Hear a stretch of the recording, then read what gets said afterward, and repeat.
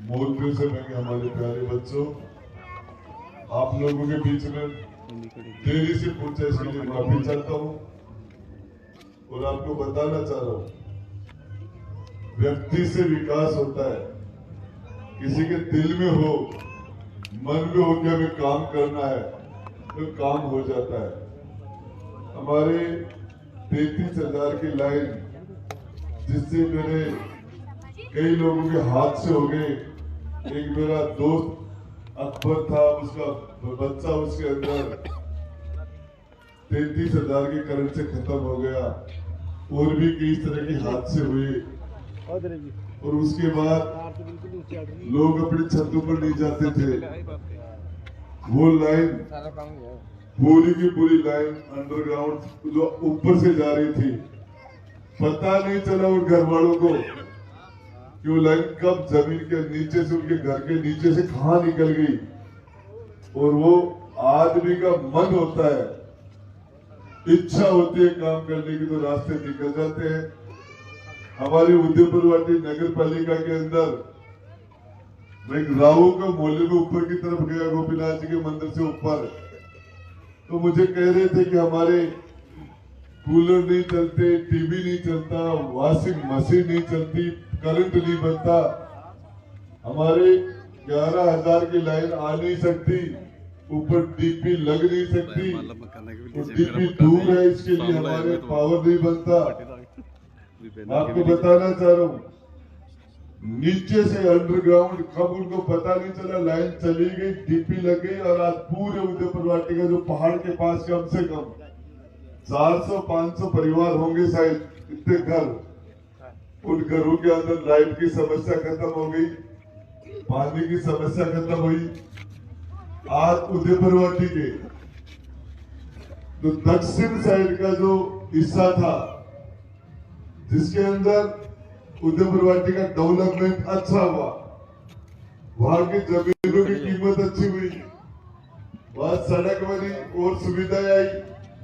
लेकिन उदयपुरवाटी कस्बे का जो उत्तर का हिस्सा था, वो विकास के अंदर सबसे पिछड़ा हुआ था।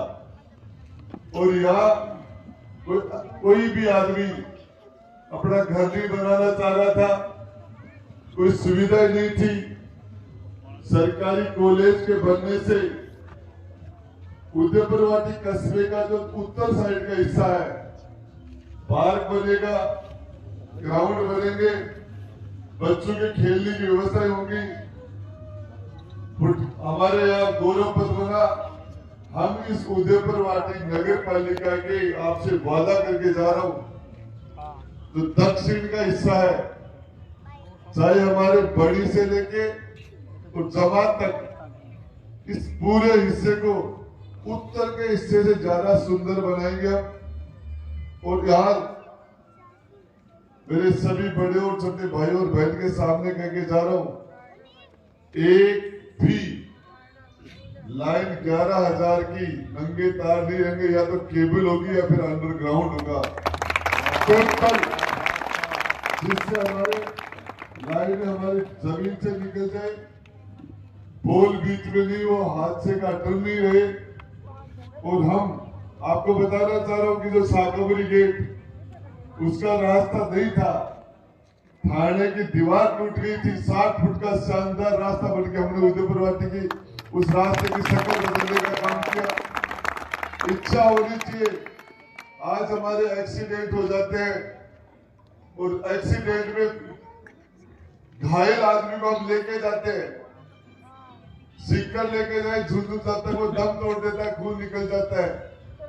हमने वो सारी व्यवस्था ट्रोमा सेंटर आपके शहर उदयपुरवाटी में बना के और ये व्यवस्था की कि हमारे घायलों का इलाज यहाँ हो जाए। ज्यादा रास्ते में खून निकलने से एक्सीडेंट हो जाते हैं, हादसे हो जाते हैं, लोगों के घरों के चिराग बुझ जाते हैं।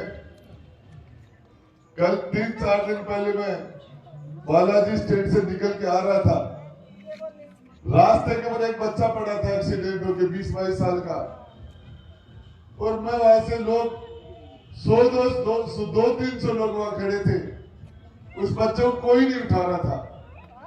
बेहोश हो गया था, खून निकल रहा था, कान से खून निकल रहा था, नाक से खून निकल रहा था।